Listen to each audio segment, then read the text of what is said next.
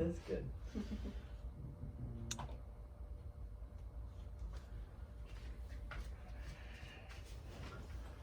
Welcome back to New to Hill Country. We're here today with Lark Mason and Izzy Mason of GoodEatsNBTX and maybe much more than that.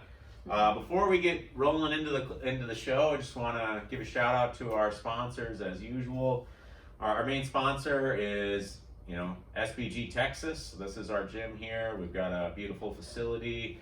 Come here if you're looking to learn martial arts, self-defense, jiu-jitsu. We've also got a great yoga program and an amazing kids program called Growing Gorillas.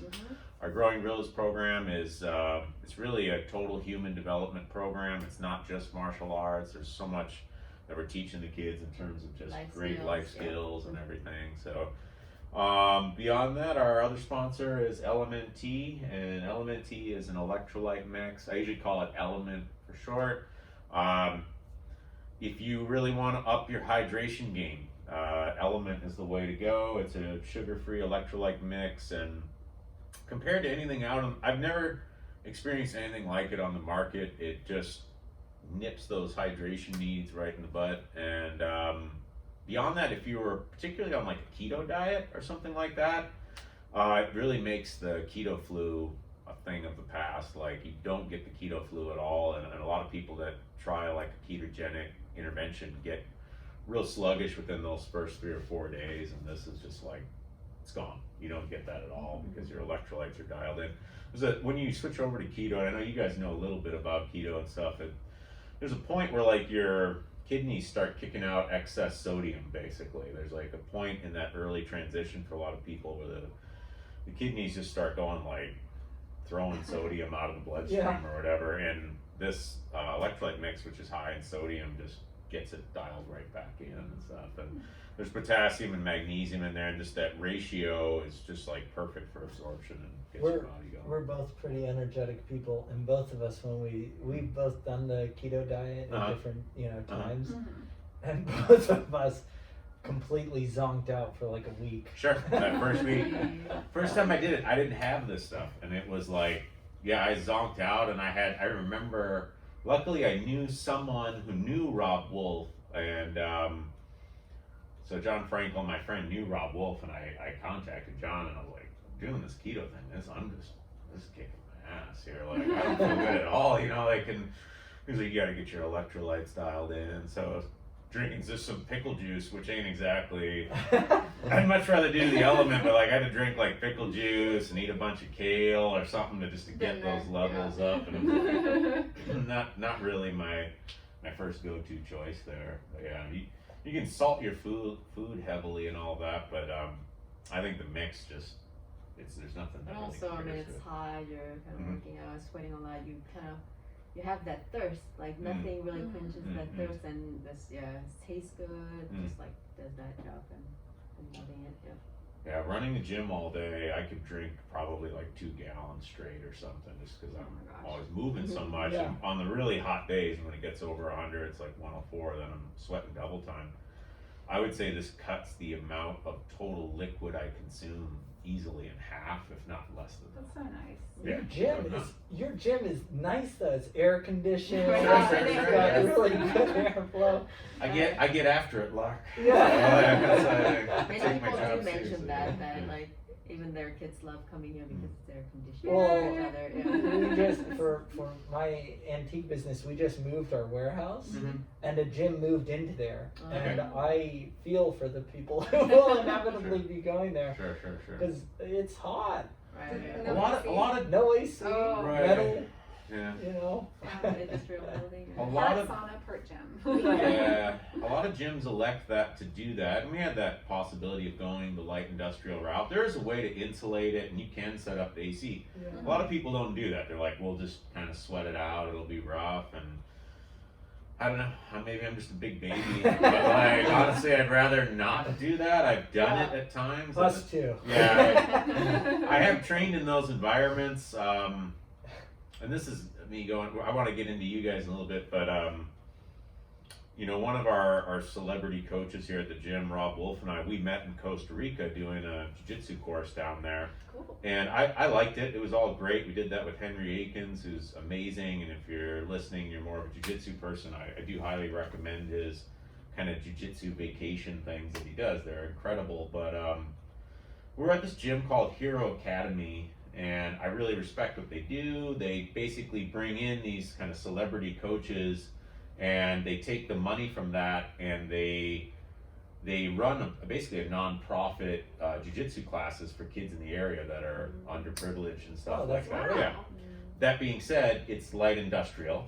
Okay. It's just a barn. It's a metal barn, and like we were in there, and it's just like they just have the big doors open. Yeah. And it was Costa Rica, and it's hot. Like, you know, we're talking, like way over 100 degrees, and we'd be rolling and sparring, and if you got close to a point where the door is open and there's sunlight there, and like you'd be rolling with someone sparring, and it was fairly intensive what we were doing, and if you rolled into that light, I would liken it to like in those movies when like the vampire rolls into the sunlight, and you're like, 'cause you're already you're already sweating, and then you roll in the sunlight, and it's like, I mean, you really feel like you're literally frying, and like some guys are really intense. I'm not that intense. I'd be like, okay, let's pause here. And be like I don't care if you mounted me, you can mount me back over there, but like I'm not sitting in the sun, you know, like I'll tap right now, just the sunlight, like. You can scrape your skin and get the salt. Sort of, yeah. It was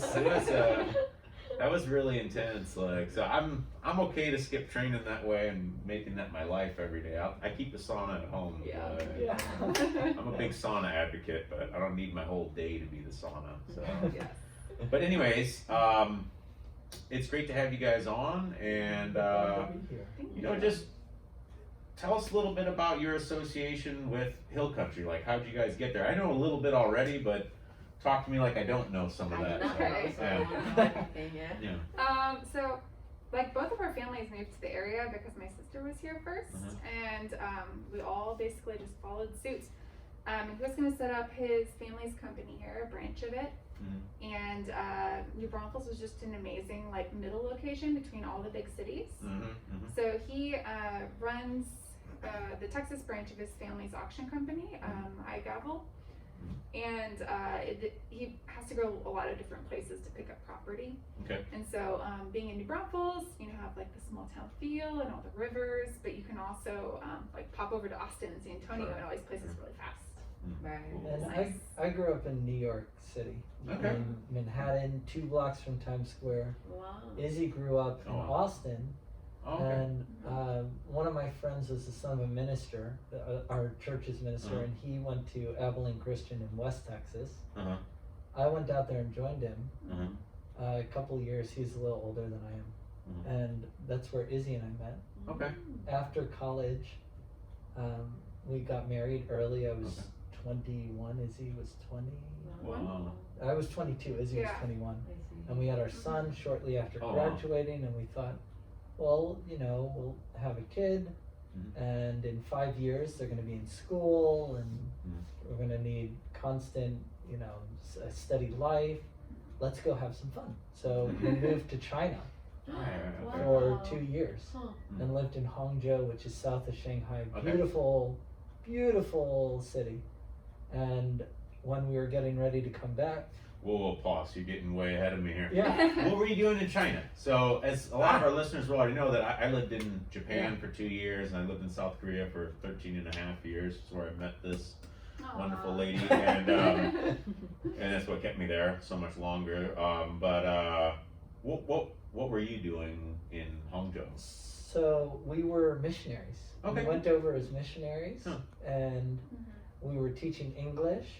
We helped one of our friends start a school. We did a lot of stuff. I was doing performance, and I was a radio show host. Wow. And Izzy. I did some graphic design. I'm started an artist, painting and so I really wanted to do some more art stuff while I was there. So I was teaching like figure drawing classes out of our apartment for English speakers. Nice. So we did all that we stuff. did all the things. But mostly what we were really doing there was eating. As any person who has never been to Asia before, Mm-hmm. you go, the food is so different. Oh, So yeah. good. Yeah. And it's, I mean, like you eat Chinese food. New York has some really good Chinese food, but mostly it's dim sum from Sure. Hong Kong. And mainland China, the food, it's completely different than Sure. anything you will Sure. ever find in the And States. each little zone has its own speciality. Yeah. It's amazing. We did like a tour of China via like taste. Yeah. Yeah. It was But fun. when we were getting ready to come back, my parents, they have an auction house in New York. Now we joined them, and they said we want to open up in one of these 5 states. Listed a couple. One of them was Texas. It was like, what states have the good taxes? And basically. yeah, Sure. business friendly and Yeah. aren't saturated in the art market. Mhm. Izzy is from Austin. Her family lived in Austin. Her sister and my brother-in-law, they were living in Austin, and they had just moved to this little town that we had never heard of, New Braunfels. And so Izzy came and visited and was staying with her sister prior to my coming back from China.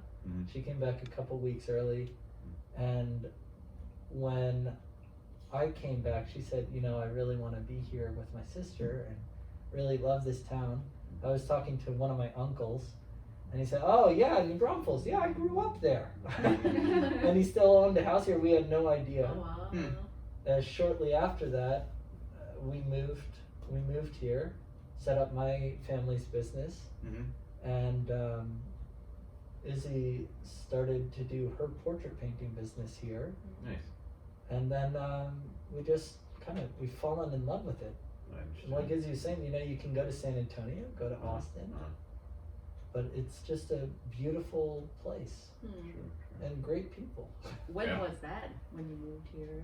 Oh gosh, I'm awful with dates. It's but- 2014. 2014. 2014. We've been here in August. We'll have been here for 6 years. It Okay. does not feel like that. No. Oh my gosh. No.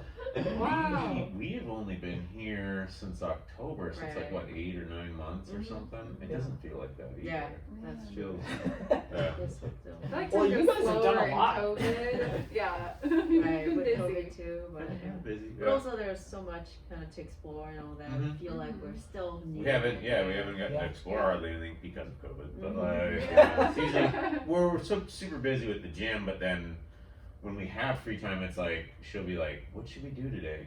Let's go something," and I'll be like, "Yeah, that sounds okay." And then I'll kind of like look it up. It's like, "Now they're closed. Mhm. Yeah. It's like yeah. it's closed. Yeah. Everything's closed." It's like, all right, we'll just have to wait a little while. I guess we could go camping. Maybe we could go to a park. Maybe we could go swim. Maybe we could go camping. That's pretty much the only options. That's Yeah, okay. and you get That's, knocked that's back where into- when we've been thinking about where to go or whatever, that's what we've been doing. But then we think about how hot it is. Sure, yeah, and it's super hot, yeah, That's right. So, oh yeah. But we've really loved being here.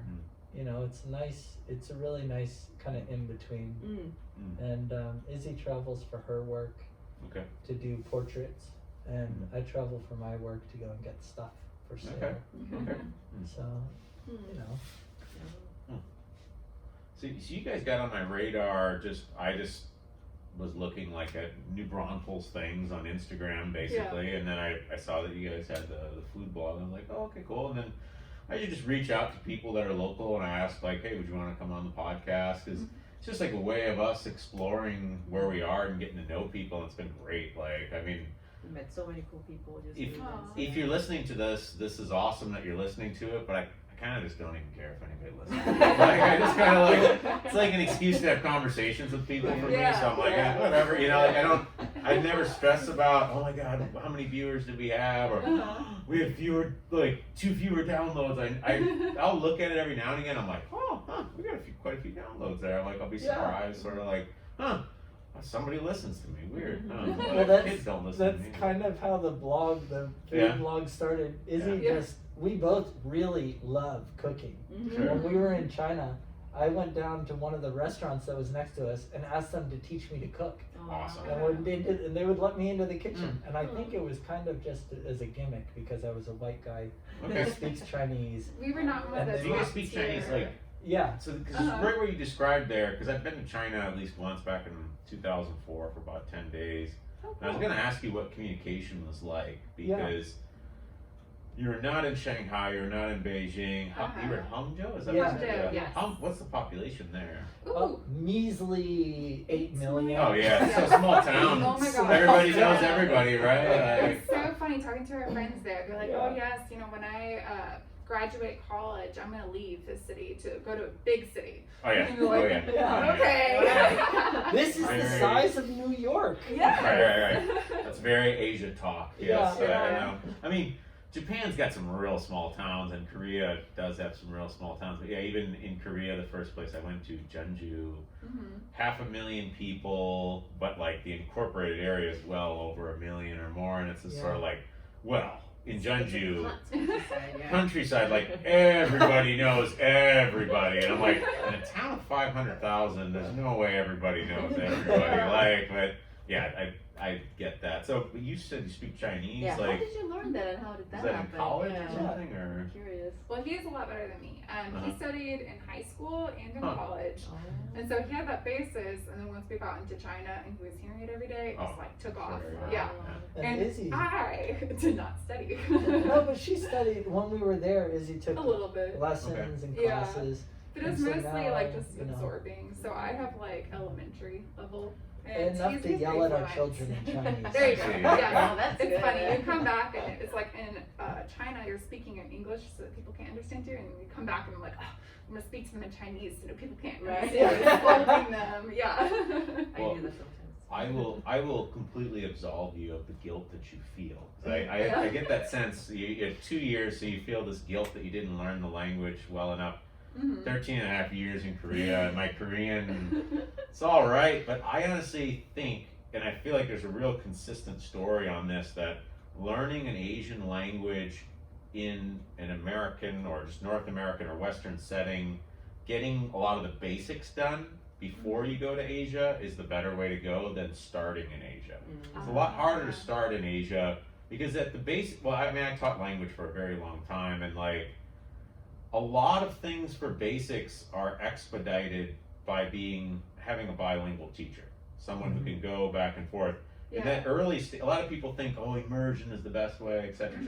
Yeah, if you're a kid and there's nothing going on and we're going to have 5 million repetitions per day or something like that, that works. But immersion doesn't work well for adults. Not really, because there's just fundamentals that you have to have initially. And once you have the fundamentals, which sounds like you had those before you went, then you're able to play with that. Like you have words and you have grammar, and you're able to build on that and create sentences and paragraphs. And, I had forgotten everything Sure. when we went there because in college they had just started the program. When I left, I was one of 2 people who were studying, and we just got it with one of the international students who was a I buddy. see. We got them to teach. Huh. But in high school, I was fluent. I could read newspapers. Oh wow. Wow. And then when I went to college, all of that went out the window. Sure. And then in China, it just everything comes back because I think you have it back in the back of your brain. Definitely. Right. You know. But language is not how to put this. Language is not exactly natural to Homo sapiens at the end of the day. Like language doesn't just develop. Like it's kind of an artificial thing that we impose, and that's why it takes a while for kids to get it and everything. And so like when you're not using it, your brain for the most part is super efficient, and it's just like this has no context or reality, so we're just gonna throw that into the unconscious and it disappears. My Japanese is like it's inaccessible until I go to Japan, and after about 2 days, all of a sudden I'm back talking with people in Japanese again. But until that switch has to flip on, your brain's like, we don't need that. We met a French guy on a mountain. Izzy speaks French. Okay. I Fairly spoke French Okay. until we moved to China. Sure. We met this Yeah. French guy on a mountain, and we were trying to converse. I can't remember why, but you know, I was trying to speak to him in French. I took French for 8 years. I couldn't speak a single word. Yeah. He was trying to speak in English, couldn't speak a single word. So here are these two white guys on the side of a mountain in China, and we were speaking Chinese to each other. I've been there. It was Been there. very Yeah, funny. Sure, sure. So our city of 8 million was small enough that anytime you would see a foreigner there, we would feel the need to be like, oh, hello, you know, Sure, like, yeah. let's be friends. Obviously, we have Yeah. this small population like Yeah, connection. So yeah, it was, I'm sure, a What- situation you know, like the Very that. typical of expat communities, particularly Yeah. in Asia. Like it's like Mhm. you're very visible to one another, and Yes. then like they become fairly tight knit, and yeah. Mhm. So, I would presume there's a little bit of probably feeling a little excluded by the locals to some degree. Like Little usually in bit. places like that with like Mhm. a really homogenous ethnic group and stuff like that, people from the outside tend to feel like they're very much on the outside, kind of. Yeah. Like you are, like that's typical Japan. People very- in China were very welcoming, and they Sure. made you feel so special, Mhm. included, and they want to like have you in their homes. Mm. But it was very much oh, you are a visitor, Yes. no matter how long you've lived there. You're a visitor, yeah. Right, right. But we Yeah. will go beyond like the normal things that we would do because you're a visitor. Right. So yeah, whenever you see like another expat, it was very much like step Sure. out of your bubble because here's another one of your people. Yeah, And then sure, you sure. discuss like where can I buy cheese. Basically, it was Yeah. that. Where can I buy cheese? Yeah, that'd be like, yeah, I can see that. When I first It's so moved to funny. Japan, that was like that was a long time ago. There was no accessibility to anything kind of non-Japanese. Like it was super duper. I remember finding like Monterey and Colby Jack mixed cheese like $20 for something that would Yeah. be like $2 at Yes. HPB or something like. Do you know what this is? Like finding like a brick of gold or something. You know?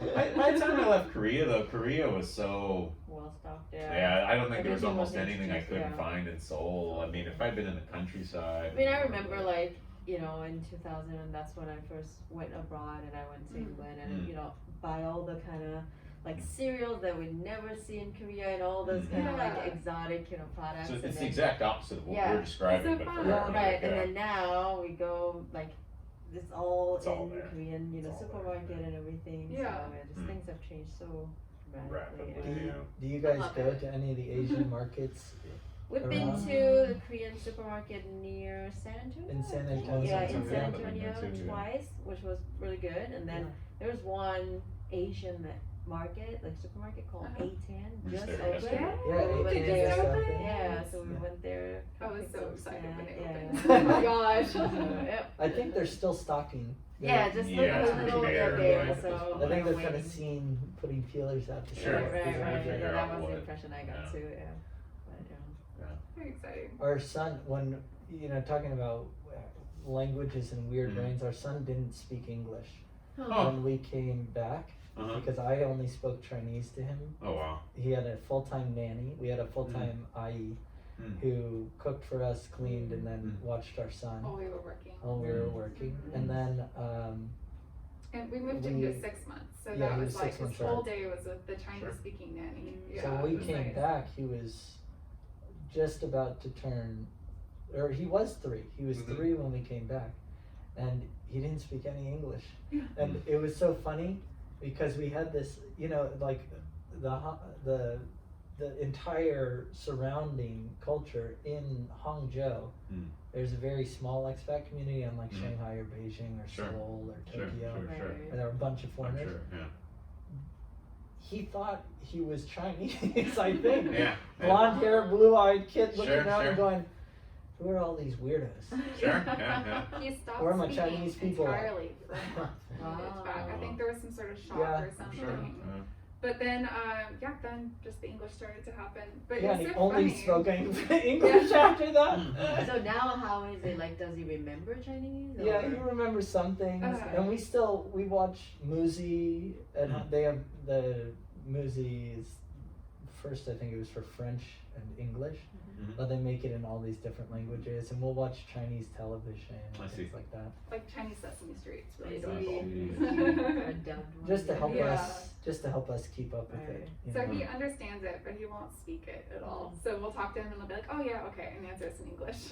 And I use Chinese for work. I'm an Asian art expert, so I use. Oh, really? Awesome. I have to use Chinese, so I have to keep it up. So it's see. helpful. That's cool. Oh, Huh. that's actually a good environment. We have a similar experience with my son, 5-year-old. So he wouldn't speak English when we first got here. Like he would stay with his, his grandma and grandpa, and he wouldn't really speak English to them. Yeah. And now he's the first one who forgot Korean, and he wouldn't speak Korean now. Oh yeah. Like I would try to have him speak Korean, and just like the same thing. If I speak Korean to him, he was like, I understand, but he wouldn't really say it. Yeah. Yeah. So They it's are really so weird. harsh on me when I speak Korean too. So, Did you like, critique him? Dad. yeah, so like That's not right. I had to.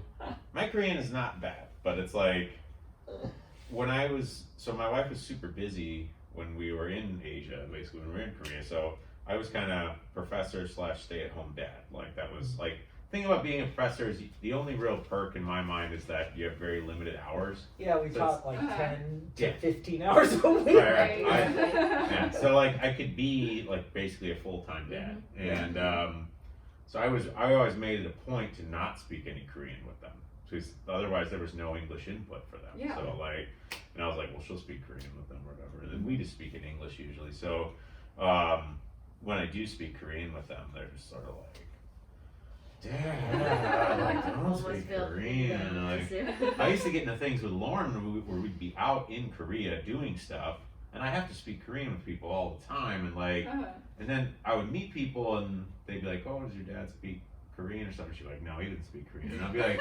"Excuse me, like, what have we been doing all week when we go there? Who's talking to these people? Are you talking to them? Like, when you lost, my biggest thing was she lost a toy at a movie theater that we went to, and then I went back in and I did the whole process going through Lost and Found. I had everything in Korean, and when we got out, I was like, huh, you were very quiet. Kind of like, well, what? I was like, well, who just got your toy speaking Korean the whole day? Huh? Like, I think I speak Korean just a little bit, right?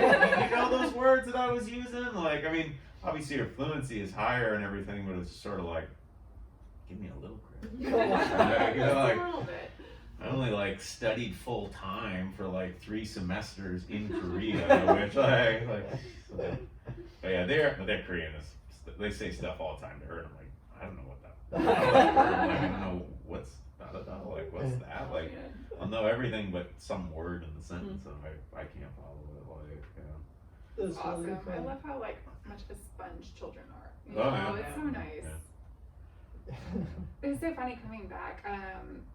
Our son was put into like a normal preschool, and like after having him in there for a little bit, like he couldn't speak any English, and so they were like, "Oh, you need to get him in speech therapy."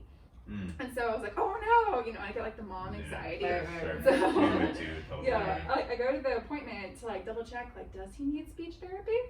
And they're asking questions. They're just so not very situation at all. And they're like, does he know how to say yes or no? And in Chinese, there is no yes or no. There's no like set thing. It's like they'll ask a question and you affirm at the same word. So they'd be like, to be, and It's you're just like, negative yes, or to be. positive. I understand. Yeah. I understand. Yeah. So of course I have to answer like no, and they're like, oh, that's so basic. Oh no, you know. So it was just so funny the situations that like arose from that. Yeah. Well, when we came back, the whole thing was we had a huge culture shock. Well, Izzy much more so than I did because I was traveling a lot the first year, and Larkin, our son, was so young that it was hard, and we had just had a daughter. I see. So Izzy was at home. We live on a little ranch, and we had moved from a high-rise apartment, the 8 million Downtown, people, yeah. where we had a housekeeper, a cook, full-time babysitter, to living on a ranch Yeah. in the middle of no place, Right. no neighbors, in what felt like at that time, of course, it felt like a foreign country because we had been living in Asia for 2 years. So when we came back, we started to cook Chinese food. Nice. Just at home, and that's pretty much exclusively what we cook Yeah. for ourselves. and that's when Izzy kind of started the blog, was to record what we were doing, and then when we wanted, like you guys are doing this, the podcast, we wanted to explore our area. Sure. And so Izzy started to do the food blog. We wanted to That's get so to cool. know it and So we could explore get like the- what is yeah. good, so we can appreciate, you know, like the area that we're in. But yeah, it was, our interest in food was very much like growing out of like moving to China and not having like our comfort foods from home. Sure. And so we started cooking tons there, being obsessed with like, oh gosh, I really want like the hamburger bun that I ate at this certain place in Sure. Texas, you know? Sure. And then we moved back and they were like, good Lord, I am half Chinese now. I need to have my Yeah. Chinese food. Where is this? And so we have to make it all ourselves. And then, yeah, I just bit like an obsession from there. It's like exploring the taste So because cool. it became such an important thing in our lives, you know? Yeah, it was when we started baking bread and things like that. We'd make our own noodles when we were living in Asia. When we were living in China, and then coming back, we make our own dumpling wrappers and dumplings. We make the baozi, the little Chinese hamburgers, you know. I see. The zongzi, which are they're like you wrap. Wanja? Yeah, I think Yeah. I know what you're talking about. Yeah. Cool. So we just really like eating. That's what keeps us alive, so it's pretty reasonable. To enjoy it. Yeah. So food blogging, you guys do it together. Like you're an artist and you work for the auction company, but food blogging is kind of your common like A joint co-project. effort. Yeah. Izzy does it more. Does more of it than I do, but I do some with So it. tell us more. Like, how does it work? Like, do you kind of post something like weekly, or like, yeah, tell me everything about food. I wish we posted weekly, but I'm not as very consistent as I would like to be. But yeah, we go to a lot of different restaurants, and we only post the ones that we enjoy. You know, we don't want to like add to any like bad reviews of any places because you know there's somebody out there that will still like it, so there's no need to put that out there. And so we'll take 8-point pictures and be the really obnoxious person in the restaurant, like standing on chairs to like get an overhead shot and stuff. And then I do it all on my phone, so I'll photograph with my phone, I'll edit on my phone, and then we'll write actual blog posts on it, which we put up on our website, and then we wrote like just a short little description for Instagram. That's that. Okay. What is your website? It is GoodEatsNBTX.com. Okay, that's easy to remember. And then the Instagram is GoodEatsNBTX. No spaces. No or anything like spaces. that. No. And usually, you know, before COVID-19, we were posting usually like once a week, but she'll update stories as well when we go to a restaurant or we go, you know, or something's happening at a restaurant. Yeah. She'll make a little post, and then sometimes the kimchi. Right. We did a video thing on making kimchi. We do like our home We'll cooking, do and I also some like to videos post on that stuff. like events and stuff. So like this restaurant is going to do this soon, and etc. I see. Krause's had I can't remember how to say it in German, but a Stein holding contest, which Oh, that was you guys fun. probably haven't seen these yet. Probably. Because we missed February- out on all yeah, the cool so- stuff, In October and November, you've got Wurstfest, and every Canceled, like but yes. yeah, Mm. I So know. sad. But Krause's will probably do something. If they open, they're still not open. They have a Stein holding contest where you hold out a beer stein, and whoever Pretzel. can hold it the longest Oh, wow. wins. And the guy from New Braunfels won nationally and got sent to Germany to compete. Oh my wow. god. This is, I think, 2 years ago. That's Oh. awesome. So you can try it out. I mean, I'm Yeah. sure you're a strong guy. Yeah. I'm not that strong. That's why I do jiu-jitsu. So yeah, jiu-jitsu is the soft method. I'm the opposite of strong. Yeah. That's fun. Yeah. Cool. Cool. All exciting things to see. Huh. Mm. So what were some of like the first places that you went to? I guess you don't like to talk about the bad ones. So like you can just talk about like when you first started blogging, what were the best restaurants you went to, or just what do you? I mean, you're Good Eats NBTX. Yeah. Where do I need to go to eat? What are your top places, Right, basically? exactly. Like I think that's Okay. what everybody wants now. Like Well, there are a bunch of different places that are good for different things. There, Yeah. New Braunfels, because it's a tourist town, we have the luxury, all the people who actually live here have the luxury of benefiting from the great food and bars that we have because there's this influx of people Sure. that most towns or cities our size would not be able to sustain. So I true. think that the restaurants and like food trucks for our area are much like of a bigger city level Yeah. than for our population because of that, which is Yeah. really exciting. We're going right after this. We're gonna go and pick up a bunch of crab and shrimp from a guy called Crab King. I've heard about He that. does good. he does Oh my these gosh. crab boils and they're Where- so Yeah. good. Where is it again? Like, He's next to the green Harley Davidson. Uh-huh. But then Okay. there's also, if you go to, there are some little wineries in the area. There's Dry Kamal Creek, and they have this guy who does brick oven pizza Oh from my the gosh. back of his truck. So good. He's Okay. got a trailer that he pulls, and it Huh. has an actual brick oven on it. Goldstone pizza. And it's it's good. delicious. Huh. Yes. But then there's, we love McAdoo's. okay. That's I haven't across been the there street yet. Right, from we my were office, about it, and yeah. McAdoo's is great. Huh. They have really good food. They have a great brunch, but our favorite restaurant right now is probably La Cosecha Mhm. because we just went to. Okay, I know San of Miguel. it, but yeah. Is it the one on Line Street? No. It's not so It's most. near Alamo Draft House. Yeah, Oh.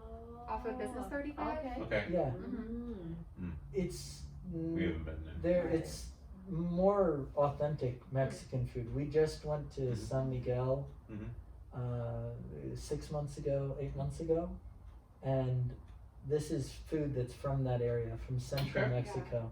Oh, cool. They It's sent delicious. their chef to Mexico for a number of months to just explore the cuisine in this like Mm. New Mexico like specific area, I think in Oaxaca is Oaxaca. where they sent him. And then they built their menu off of that, and it is Oh, just amazing. Like it's a like much higher level cuisine than like most of the other places in the area, Mm.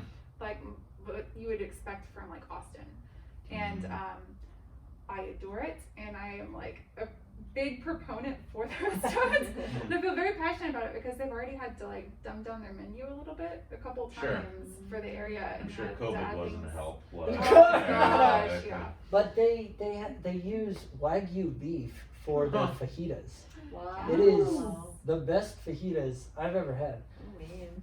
There are a couple, there are a lot of more Tex-Mex kind of places Sure. in town. You can get the biggest margarita you'll ever want to drink Yeah. from Yeah, Herbert's. Sure, sure. Yeah. In Green, there are some really great restaurants if Mhm. you want to have like friends and you want to take them Mm. to go and see. I think the gristmill has got a really cool ambiance and view. Mm. Burgers, Muck and Fuss if you want one that's going to melt all I love over your that, face. Sure. They're giant. Yeah, But sure. then our kids really love next to Reyes. What's that place? Reyes Ice Cream. Oh, It's yeah. right on Tin Common Top. Street.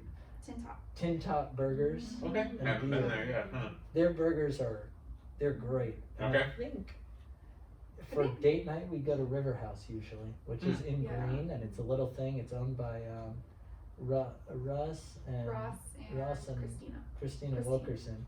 Tell me more about this Great. date night. How do you achieve this? Yeah, I know. I do not have date night. Yeah, we have ever. two kids, same age, so we're Yes. exactly in the same situation. Date night is kids go upstairs and watch TV and we'll hang out downstairs. Right. If we're lucky. Well, we have the benefit of having both of our families. My parents Nice. have a house Nice, here nice, now, nice. and Izzy's parents have a house here, and the sister. Mm. But we also definitely made it a priority to find a babysitter Mm, that we could call on. that's true. And our To watch babysitter the just kids. moved out of the area, and we're so Yeah. sad. She just got married and Oh, moved to really? Houston. Like, how dare you? I She was mean, we great. need you here. Not how dare we love her, and we're very happy for But her. also, how dare We you? might know a couple middle school girls that could Right. do some babysitting in Yeah. our program. They're really Right. responsible Aw. and sharp, so yeah.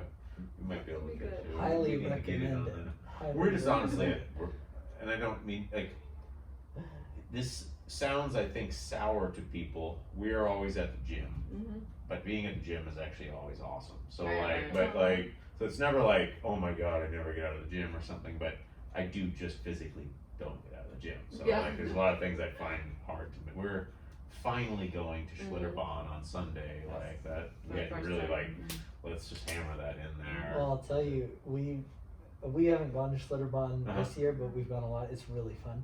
Uh-huh. But driving past last time, there are no lines.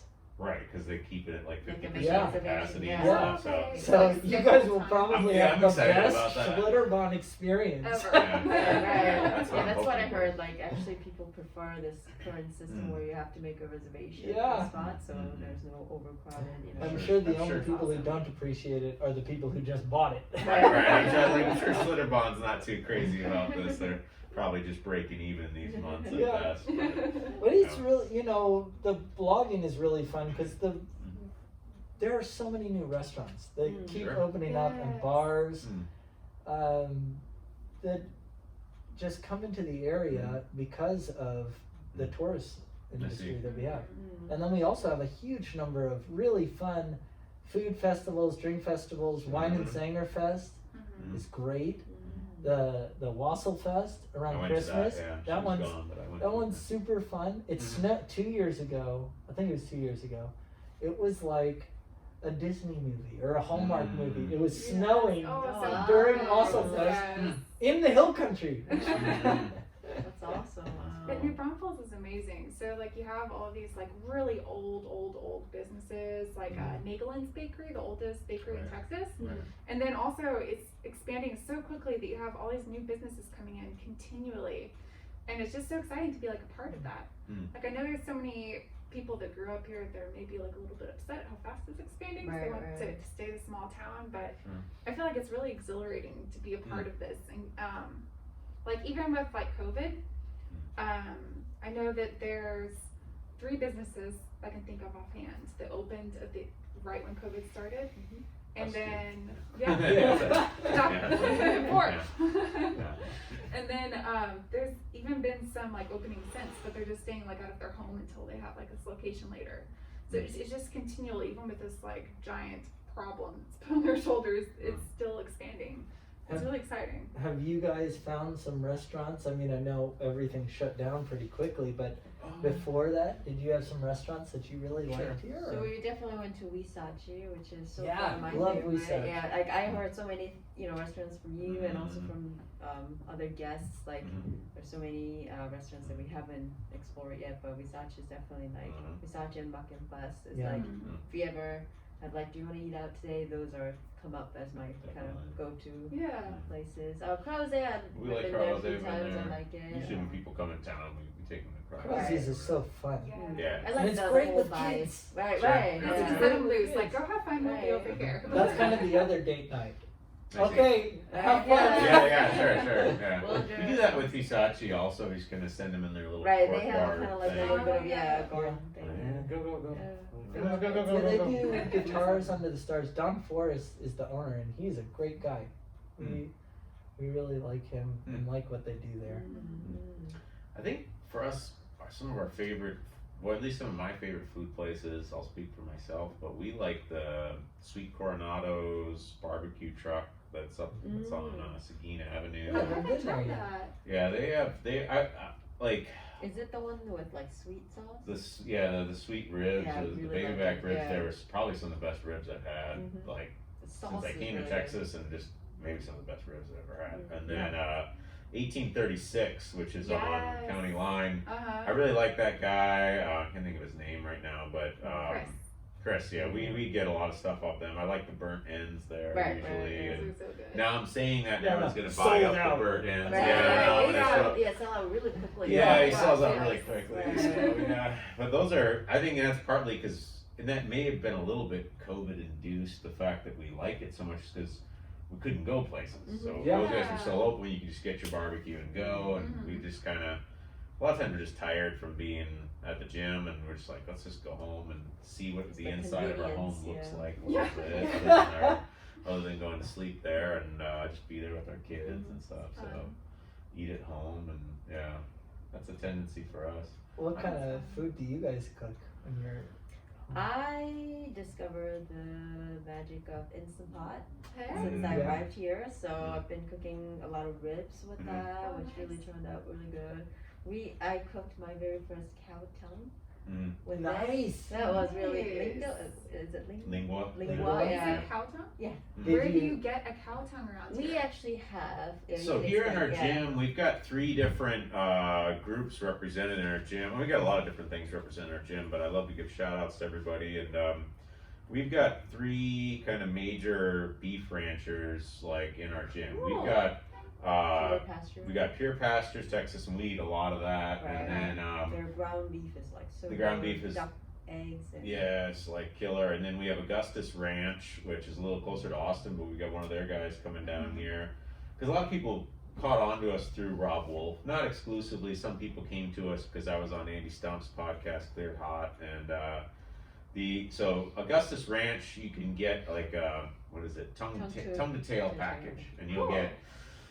get the tongue, you'll get cow oxtail, cheekbones, cheek meat. you'll get bones Bone with marrow, bone yeah. marrow, Yeah. and then you get a little bit of ground beef in there too. That's a great and they have other great packages. And they at their ranch, like, so I'll give you what's unique about each one. I'll take the long road like I always tell people to. So Pure Pastures, I think their big thing that what makes them particularly special is that they're super dedicated to regenerative agriculture. So they are reconstructing about 1,000 to 2,000 Yeah, it's acres huge, up around Canyon Lake, and they are really transforming that into something that is like truly like arable land and everything, based on using real pastoralism and modern techniques. So, and our celebrity coach Rob, his most recent book is Sacred Cow, and it's all about that regenerative agriculture and the value of cows and beef and everything, and kind of how, frankly, a lot of people are getting that wrong. That like, Planting a garden out. We live south of Canyon Lake, and I will tell you, if he is doing that to the land, he will have the best land any place, because it's about 1 inch of dirt and then rock. Right. I grew up in Iowa, and one of the things that why regenerative agriculture really made sense to me right away is because growing up in Iowa, I think for a lot of people that grow up in that Midwest region, the talk about losing topsoil is always there. Yeah. And what I've noticed, and I don't mean this to be negative towards, quote, city folk or something like that, because I'm actually city folk for Iowa standards. Like, I didn't grow up on a farm, but a lot of people are like, oh, we'll just like grow things, you know, and it's like, well, there's an expenditure of resources that happens. Like, soil gets depleted, and you have to have a process of regrowing that topsoil, and that's a lot of what pastoralism does. That's what human beings did for like 10,000 years. They didn't just keep rotating crops is fine, but it isn't sufficient to keep topsoil. That'll just puts nitrogen back in the soil and stuff. So, anyways, that's and then we've also got I don't want to miss anybody. Neiman Ranch. John Tarpoff, who was on the show, represents Neiman Ranch, and they supply like grass-fed, grass-finished beef for like top restaurants across the country. Cool. They are I think the top supplier. They are really the top supplier of high-end beef for all across the country and everything. Wow. So yeah, and they were like selling some top-end steaks and stuff like that, because when the gyms shut down, or when all the COVID stuff closures happened, but you would have had to drive up to Austin to get it, but you would have gotten like tomahawk steaks for like really top grade restaurant grade, like, but at a lot cheaper price. So stuff that most people don't even get access to. I'm gonna have to get like a list of this written down later. No, it's we try to, so it's a meat eating gym to some degree, but we just happen to have all those ranches here, and pretty soon we're gonna have the Pure Pastures is gonna set up a drop-off point here in our gym. So that's really cool. Yeah, people put in orders. They're gonna put products in there. We People will can kind of look at participate. it. And then pick it up and. When we got married, my aunt's gift to us as a young married couple was half a cow. Nice. Oh, wow. Nice.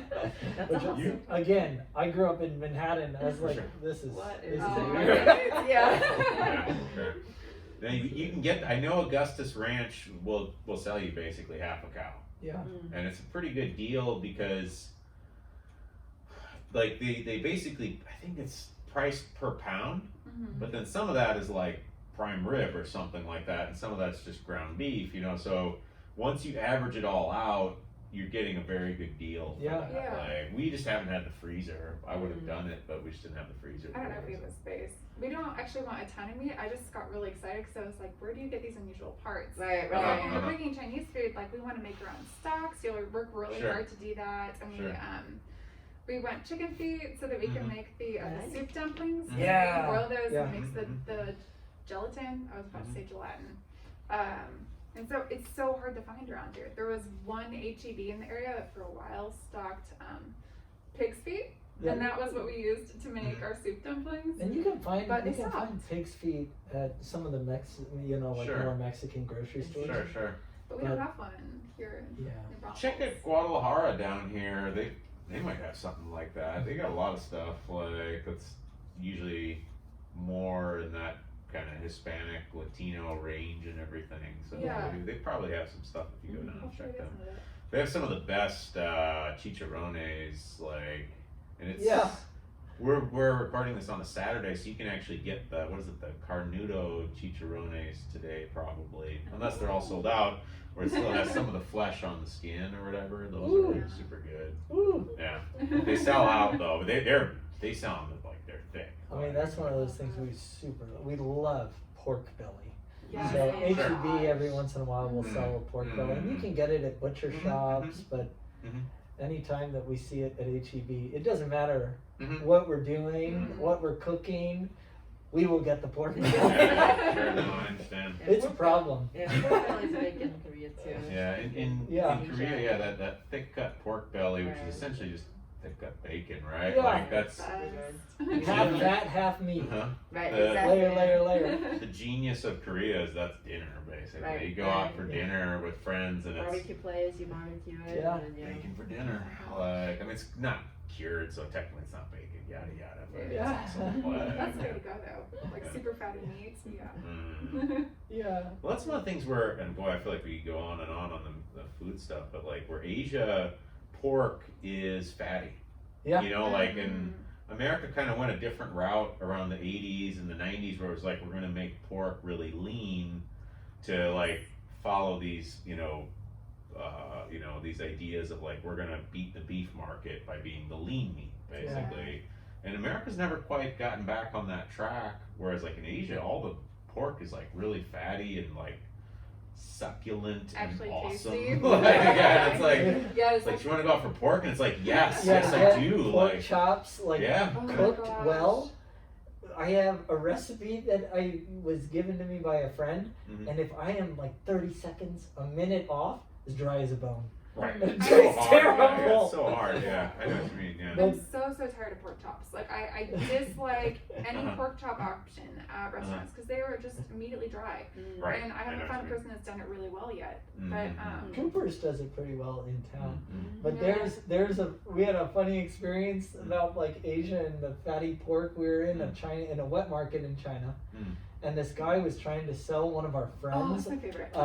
pork belly, Mhm. and he's looking at it and he's saying, "看一下," and he slapped it, and the thing just jiggled. Oh wow! Oh, That's nice. awesome. I don't know how it is in He Korea. just goes like, 好吃,好吃, and kept Yeah. slapping it. I was like, this is so weird. I Huh. mean, this So- is too weird. In China, they have like a couple options for like buying your fresh food. Uh-huh. So they have like Walmart, which is like Walmart, Yeah. but in China it's like it's a very Chinese version of it.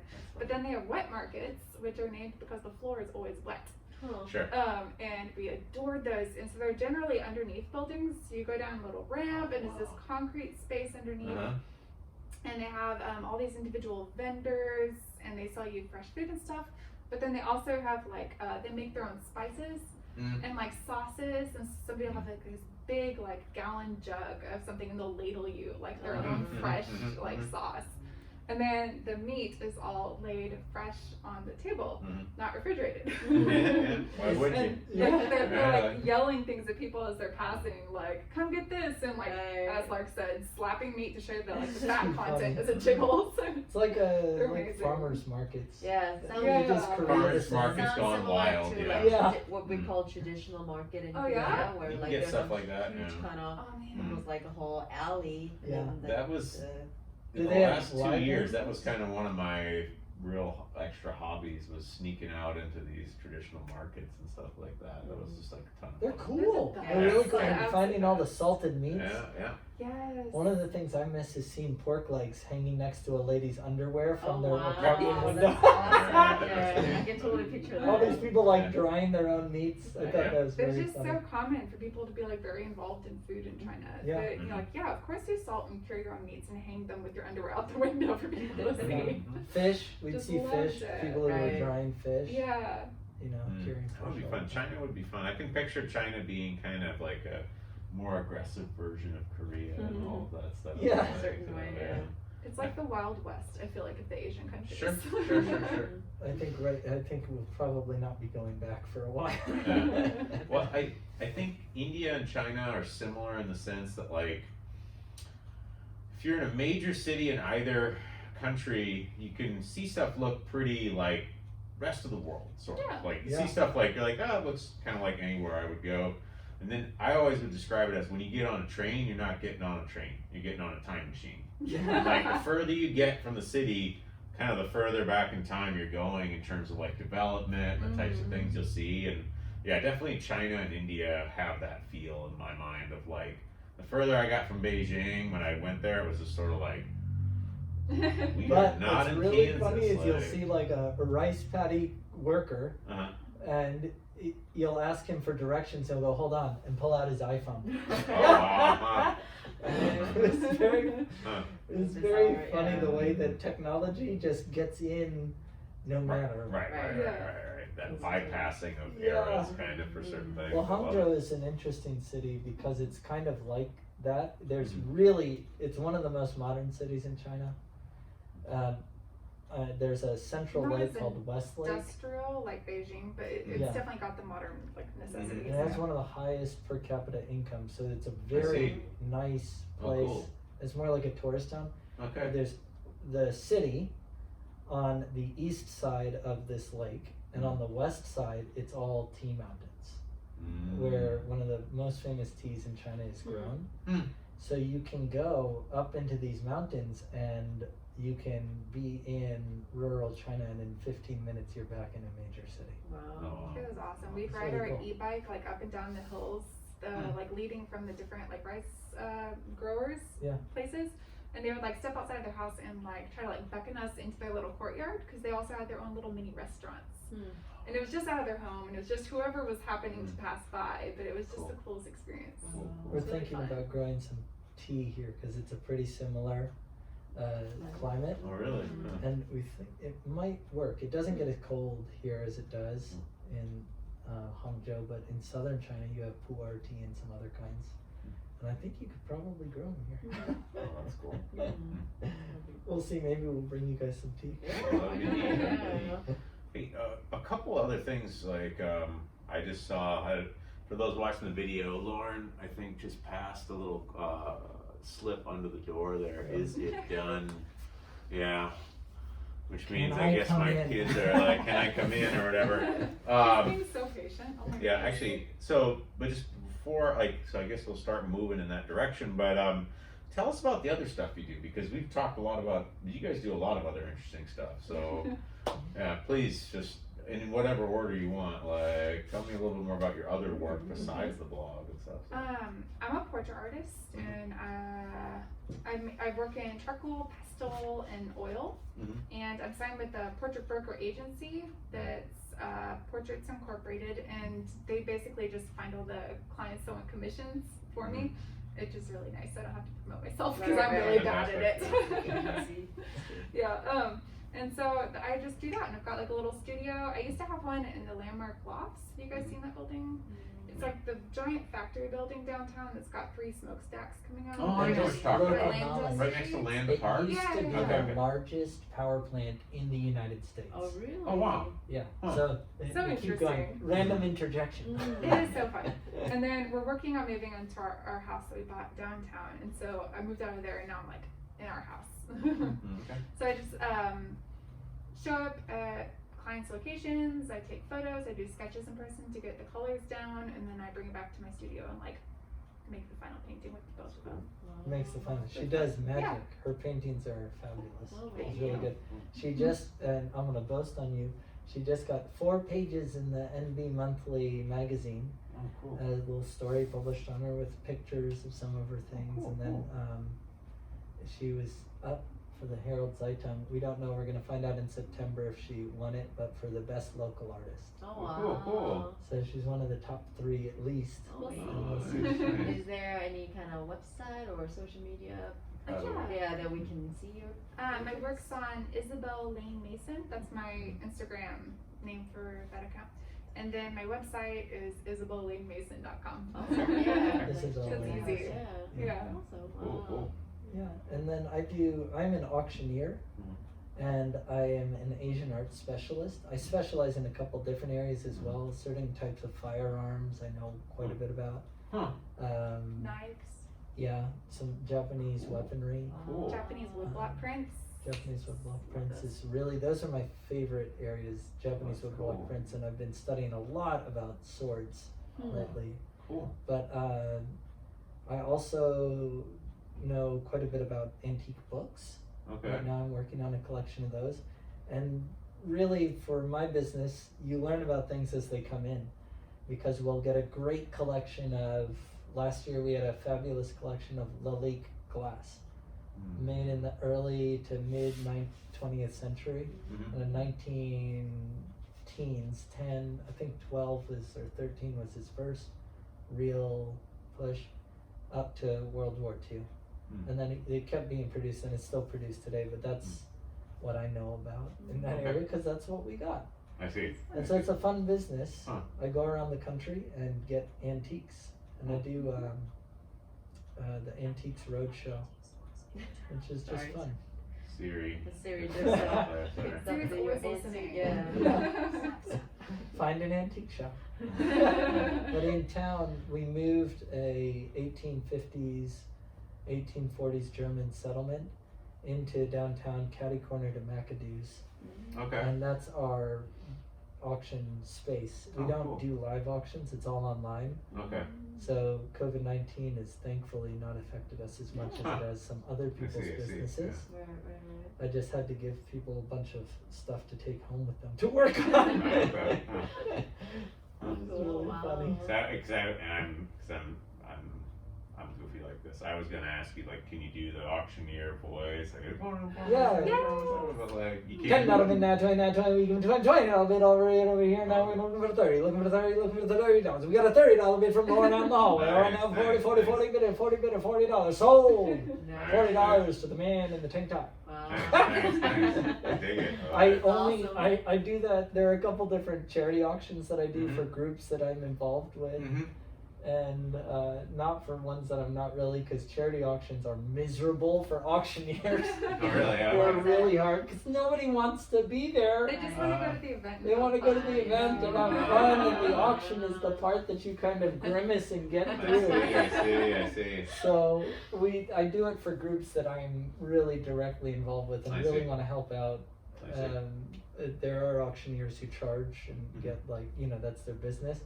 Mhm. More power to them. I don't know how you do it, but it's fun. Wow. It's a fun business to be part of. And with Izzy, we get to take our kids, to go to museums all the time. She has portraits that will be in most frequently in the South. Mhm. Right now, she's kind of doing a lot more animals and young children because she's just starting out in her career. So she's more affordable than the guys who are painting senators, I congressmen. see. Okay. The group that she's part of represents about 150 or so artists, and at the top level they are painting presidents. Their Wow. portraits are in the National Portrait Gallery, I see.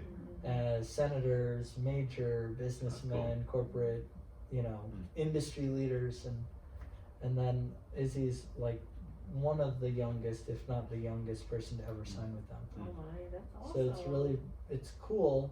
I deal with dead people's stuff, and Izzy is creating for the world. So it's My favorite thing fun. though about those auctions, the auctioneer call, is that when they moved their company to Texas, you had to get an auctioneer's license here.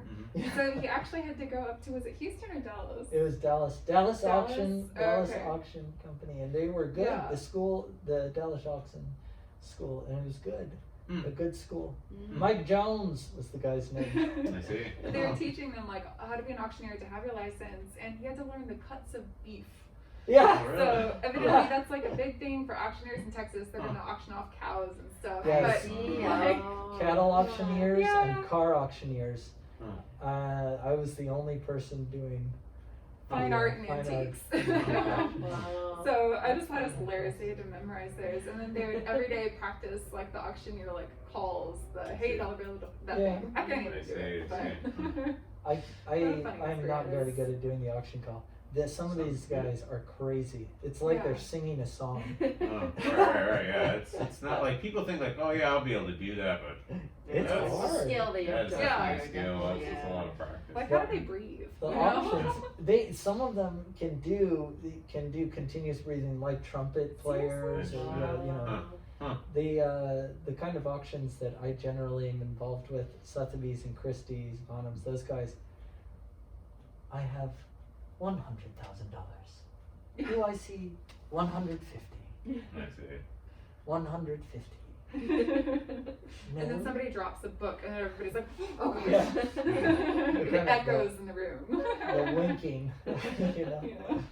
Don't Sounds touch like your nose. sounds like a more pleasant work environment. But Yeah. I like that, but yeah. It's different, but it's fun. So we both are involved in the arts really pretty heavily, and of course we have children, and our son of course wants to be a mathematician and create robots. When mom and Huh. dad are in the arts, what do children want to do? Sure.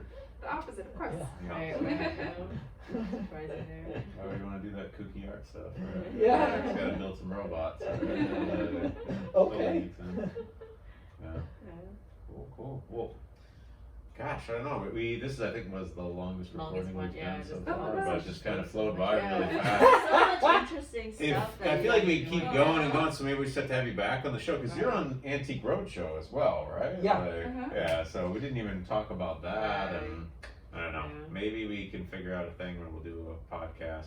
We could do a hill country art scene. Yeah, maybe Maybe, like, we'll do narrow it down on the topic. location or something, or Right. go eat somewhere and like kind of talk That'd be over fun. dinner Oh, or that'd be something like awesome. that. We That'd be had really we did a sale of Anthony Bourdain's stuff Oh, wow. that was on so his cool. estate. We sold that Oh, last wow. year, Oh wow. and we had a couple podcasters come in Huh. and do things, and we had a bunch of news agencies. Huh. But it's fun to do it. You could come into the gallery, or you could do something at Izzy's studio. And, Huh. Or about to eat. That would be awesome. you Yeah, know, Yeah. eat. I just Anthony Bourdain. Don't get me off on these topics too long. We should be closing up, but just I rarely am.